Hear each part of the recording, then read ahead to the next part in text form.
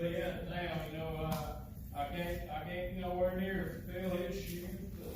My prayer tonight would be that we be a blessing and maybe a help to somebody. Y'all pray for us. As we were studying there, we had a real hard time landing on what the Lord had had us to preach. But y'all pray for us. I just desire to do what the Lord had had us to do tonight, nothing more and nothing less. But if y'all want to turn over to the book of Mark, there it seems like seemingly we read a little bit, may jump around, but just want to do what the Lord had had us to do. Starting in the 14th chapter of the book of Mark, in the 32nd verse, it says, "And they came to a place which was named Gethsemane, and he said to his disciples, Sit here while I shall pray. And he taketh with him Peter and James and John, and began to be sore amazed, and to be very heavy. And he said unto them, My soul is exceedingly sorrowful unto death. Tarry ye here and watch. And he went forward a little and fell on the ground, and prayed that if it were possible for the hour might pass from him. And he said, Abba, Father, all things are possible unto thee. Take away this cup from me. Nevertheless, not what I will, but what thou wilt. And he cometh and findeth them sleeping, and saith unto Peter, Simon, sleepest thou? Couldst thou not watch 1 hour? Watch ye and pray thee, lest ye enter into temptation. The spirit is truly ready, but the flesh is weak. And again he went away and prayed, and spake the same words.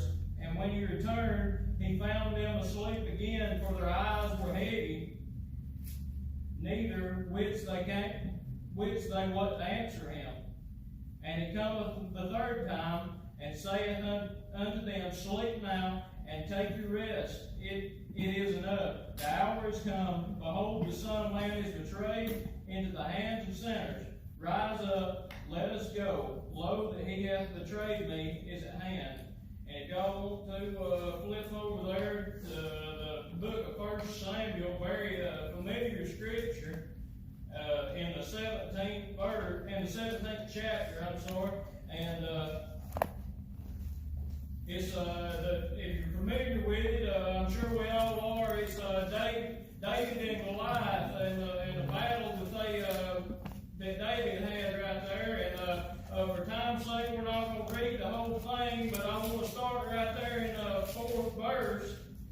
And before I go any further, I just want to say, as I sit there studying, I began to think about how this all went down, and I tell you, it was almost like the words popped out to me. It's almost like I could see it, and I was standing there. It was just an awesome experience when I was reading this. It showed me some things that the Lord showed me some things that I've never seen in it. And I know we preached on it a few times before, but y'all just bear with me. But starting it there in the 4th verse, it says, And there went out a champion of the camp of the Philistines named Goliath of Gath, whose height was 6 cubits and a span, and he had a helmet of brass upon his head, and he was armed with a coat of mail, and the weight of the coat was 5,000 shekels of brass, and he had the greaves of brass on his legs, and a target of brass between his shoulders, and the staff of the spear was like a weaver's beam, and the spear's head weighed 600 shekels of iron, and one bearing a shield went before him. I tell you, as I began to think about this, the thought that's been on my heart for the last couple of weeks might have been, the spiritual battle that we've been going through for the last time here. I tell you, we've been going through a battle, it seems like, or I can say for myself, especially for the last 3 months, that's really took a toll on us. I tell you, friends, this old virus here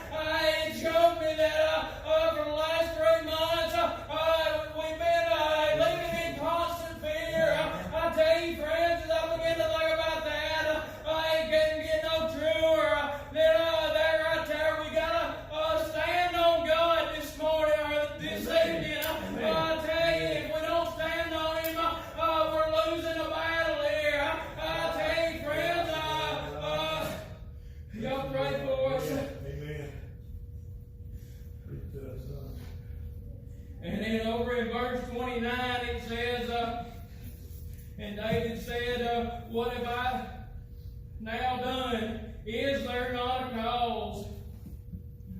And down in verse 38 there, it said, and Saul armed David with his armor, and he put a helmet of brass on his head. He also armed him with a coat of mail. And David girded his sword upon his armor, and he is safe. And he is safe to go, for he had not proved it. And David said unto Saul, I cannot go with thee, for I have not proved them. And David put them off. And he took his staff in his hand, and chose him 5 smooth stones out of the brook, and put them in the shepherd's bag, which he had, even in the scrip, and his sling was in his hand, and he drew near the Philistine. And I tell you, friends, as I began to think about that right there, I began to think about how we got to stand on Jesus this morning. It said right there that David, all that stuff, that these worldly things that they tried to put on him to maybe save his life, they weren't what they needed. He needed Jesus right then. I tell you, friends, as I began to think about that, I began to think about how all those worldly things that those people trusted in, if David would have went out there, they would have surely failed. I tell you, friends, he hadn't proved them. I tell you, friends, I tell you myself that I proved what Jesus had done for me. I tell you, without him, I ain't nothing. I tell you, I can't go one day without him in my life. I tell you, I tell you, I left here Sunday, and I said it, and I still feel like I wasn't satisfied Sunday. And somebody was just holding on, maybe too long. I pray that they're here, and I don't know if they are. But I tell you, I felt like there was a burden upon the church that somebody needed to come, and I don't know what they needed, but they wouldn't turn loose. I tell you, friends, that's the best decision you'll ever make, is to just stand on the word this morning, stand on Jesus this morning. I tell you, friends, I begin to think about that. I begin to think about what he's done for me in my life, and the battles he's helped me win. If I wouldn't have turned to him, there's no telling where I'd be. Hallelujah. Amen. Y'all pray for me. Yeah, bless the Lord.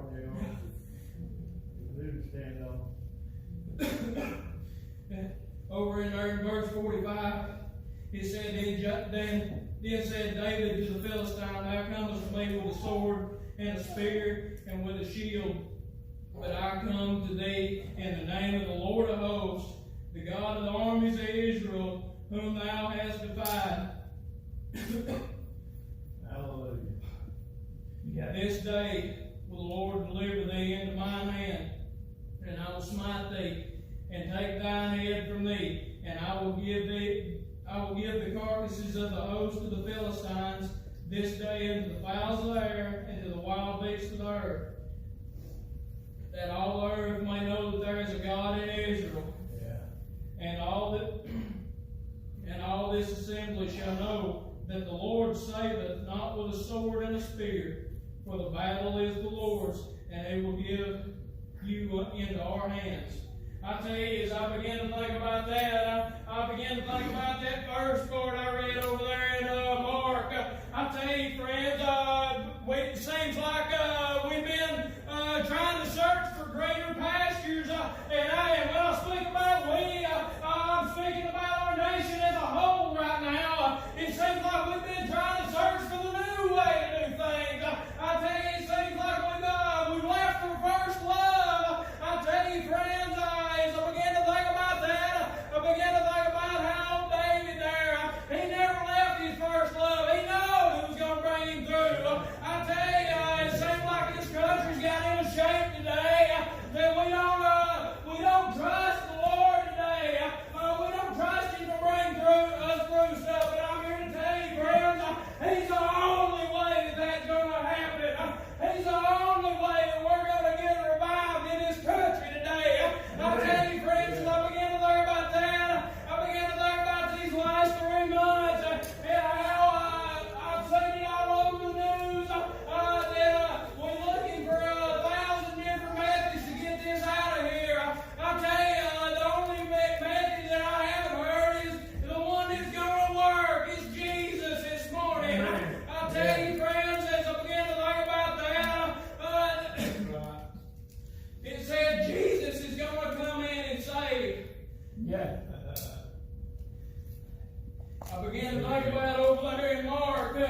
what I read earlier about him finding the disciples asleep there. I tell you, friends, it's time to wake up. I tell you, friends, it's time to wake up and see that this country is time to wake up. It's time to wake up and see that the Lord is the only way that we're going to come out of this. It's the only way that anything's going to get done. Yeah. It's the only way that y'all pray for us. God, yeah. He is the only way. That's good preaching. I got one more Bless your heart. scripture the Lord's laid on us here, and maybe we'll try to close with this. Just want to do what the Lord would have us to. Bless your heart. Said there is one over in James chapter 4, if y'all want to turn, starting in the 12th verse. It said that there is one lawgiver who is able to save and destroy. Who art thou that judgest another? Go to now, ye that say, today or tomorrow we will go into such a city and continue there a year and buy and sell and get gain. Whereas ye know not what shall be on the morrow, or what is your life, even if it is a vapor, it is even a vapor, that appeareth for a little time, and then vanish away. For that ye ought to say, if the Lord will, we shall live and do this or that. But now ye rejoice in your boastings. All such rejoicing is evil. Therefore to him that knoweth to do good, and doeth it not, to him is in sin. I tell you, as I began to think about that, and I began to think about, how we lost our sight for our first true love there, if you'll have it this evening. I tell you, it says right there in the 14th verse, it says, for what is your life? It isn't but a vapor. I tell you, friends, as I began to think about that, I began to think about that question. What is your life? I tell you, friends, when I pass on, I want to be able for the Lord to look at me and say, good job. You've done what I've had you to do. I know that I've failed Him a lot, but I tell you, friends, if we don't start trying to humble ourselves and do what He'd have us to do exactly, y'all pray for us. But if we don't try to do what He had for us to do, we aren't going to make it today. I tell you, friends, it's just going to keep getting worse. I tell you, it says it's even a vapor. I tell you, as I begin to think about that word vapor there, it's just a here and gone in a flash. I tell you, friends, today's the day that you can make a change in somebody's life. I can make a change in somebody's life. I tell you, friends, you don't have but just a minute today. Y'all pray for us. That's right. Bless your heart. It says, for what is your life? I tell you, as I begin to think about that question right there,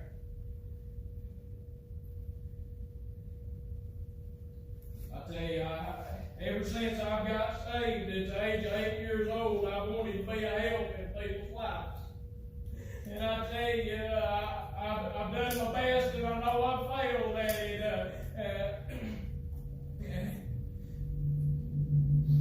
But I can't help but think about the ones that constantly rejects Him. I tell you, friends, that just breaks my heart to know that life on this earth can be gone in a twinkling of an eye, and to know that there is people, and I'm not calling nobody out, but there's people that constantly reject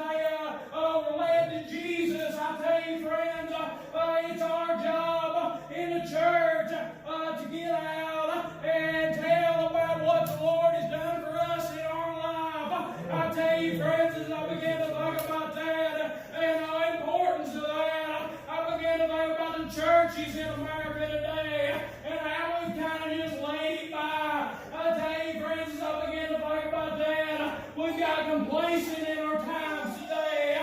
We've just said, we'll let them come if they'll come, but we ain't going to work no harder for it. I tell you, friends, as I begin to think about that, I began to think about, like Josh said, why he hasn't returned yet. I tell you, friends, there's still some churches like Holly Springs. I know several is on fire for the Lord today. I tell you, friends, but it ain't. But we can't sit idly by and be satisfied that the Lord's just working in our church. We got to constantly search Him out. I tell you, friends, if we don't constantly search out what His will will do, we're surely going to fall into the category with them other churches today. I tell you, friends, we got to stay on fire. We got to keep searching out people. We got to keep preaching the gospel to them. And I tell you, friends, if you're a member of a church today, you've got a job in that church. It will be appointed to you. I tell you, friends, I don't care if it's a sweeping the floors or directing music or whatever. You've got a job that you can do in that church to show people how much you care about the Lord. I tell you, friends, this is something I never imagined me doing. I run for 5 long years. I tell you, friends, it is the most miserable time of my life. I tell you, friends, I run just as far as I could. But when I saw that I was going to start being a hindrance in other people's lives, the Lord just broke my heart. I tell you, friends, like I said, when I got saved, I always just wanted to help somebody out, maybe be a blessing to them. I tell you, friends, when I seen that I was running too far and was going to start hindering people, the Lord showed me that I was going to start hurting people by not committing to Him. I tell you, friends, as I began to think about that, it broke my heart. I just told Him, I said, well, okay, I'll do what You have me to do. And I tell you, friends, it's been the biggest blessing in my life. Every time I get up to preach, I'm just scared. As scared as I was the first time, and I hope that feeling never leaves me.